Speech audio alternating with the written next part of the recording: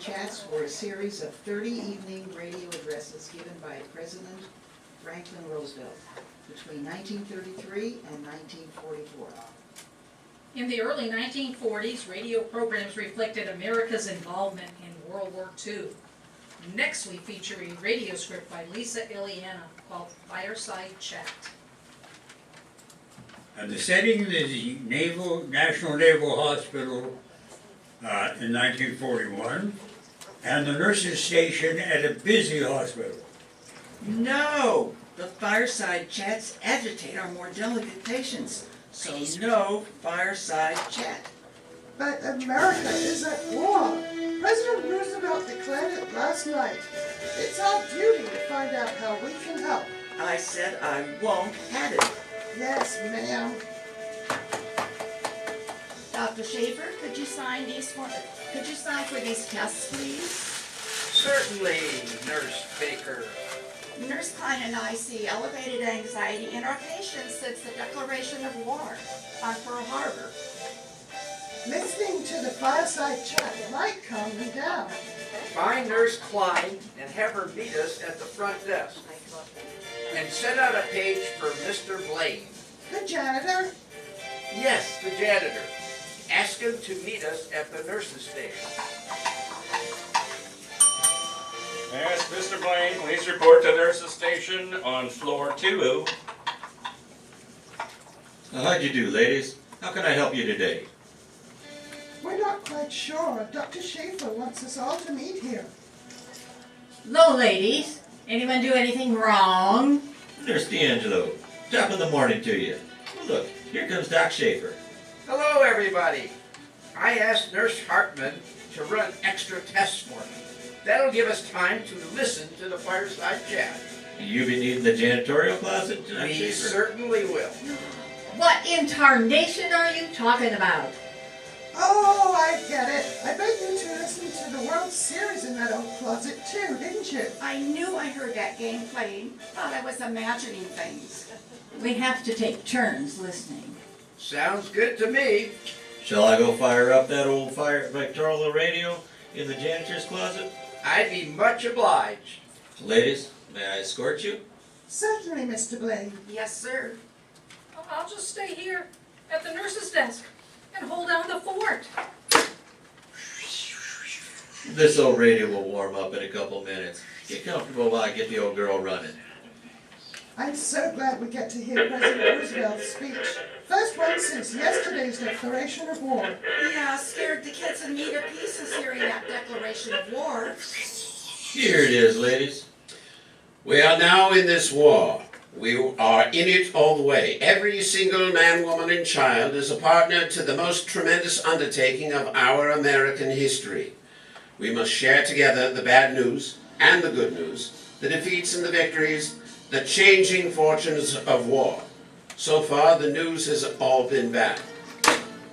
Did I miss anything? Just a little, Nurse D'Angelo. Listen. The government will put its trust in the stamina of the American people and will give the facts to the public as soon as two conditions have been fulfilled. First, that the information has been definitely and officially confirmed. Second, that the release of the information at the time it is received will not prove valuable to the enemy directly or indirectly. Room for one more? Yes, Doc Schaffer. Make yourself at home. Nurse Klein's been at the front desk too long. I'm going to relieve her. Good idea. Tell her I have soothing Chesterfield cigarettes. They might calm her down. Will do. For in these days, the marvels of radio, it is often impossible for the commanders of various units to report their activities by radio for the very simple reason that this information would become available to the enemy and would disclose their position and their plan of defense or attack. Hello, everyone. Oh my, did I miss the president's speech? Maybe I should just go back to the front desk. Oh, it's all right, sweetie. Just shut the door before Nurse Hartman gets him. Cigarette, Nurse Klein? Thank you, but I don't smoke. And to all the newspapers and radio stations, all those who reach the eyes and ears of the American people, I say this.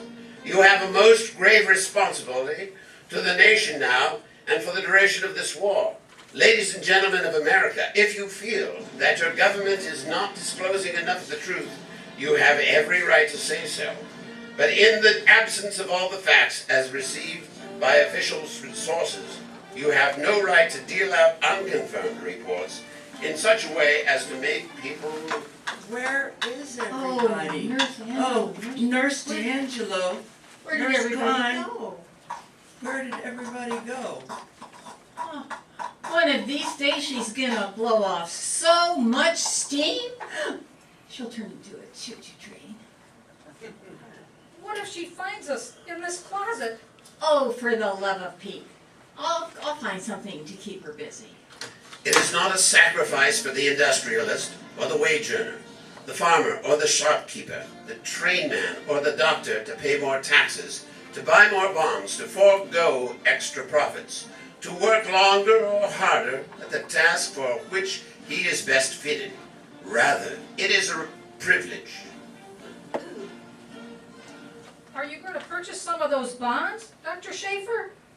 I believe the president was referring to all of us, even you, Nurse Klein. It is not sacrifice to do without many things in which we are accustomed. If the national defense calls for doing without. A review this morning leads me to the conclusion that at present we shall not have to curtail the normal articles of food. There's enough food for all of us, and enough left over to send to those who are fighting on the same side with us. Why are you blocking that door? No one is in that closet, Nurse Hartman. There you all are. Oops, well, we I didn't did. mean to make you angry. The true goal we seek is far above and beyond the ugly field of battle. When we resort to force, as now we must, we are determined that this force shall be directed toward ultimate good, as well as against immediate evil. We Americans are not destroyers, we are builders. So we are going to win this war, and we are going to win the peace that follows. So this is what you've all been up to. Cigarette? Oh, Mr. Blaine, did you see a large envelope in my trash receptacle this morning? Yep, right here, Nurse Hartman. Thought you might want it. Here you go. Thank you, Mr. Blaine. Listen carefully, ladies. Yesterday, a young man from the War Office left me this information on the Army Nurse Corps. To sign up, you must be between 22 and 35 years old. Count me out. You must be unmarried. Well, that rules me out. And you must be trained as a registered nurse. Oh, wait, there's more. The American Red Cross and the Air Force are ready, willing, and able to train you to become more nurses at home, too. Swell, count me in. I can do my part here at home. We can all do our part. Great! Let's celebrate. Who's up for a drink after our shift? You can count on me. I'll let my husband know I'll be a little late. I suppose it could be kind of fun. That's the spirit. Ladies, may I remind you, your hospital duties must be completed before you leave. We'll complete them in record time. Come on, girls, let's go.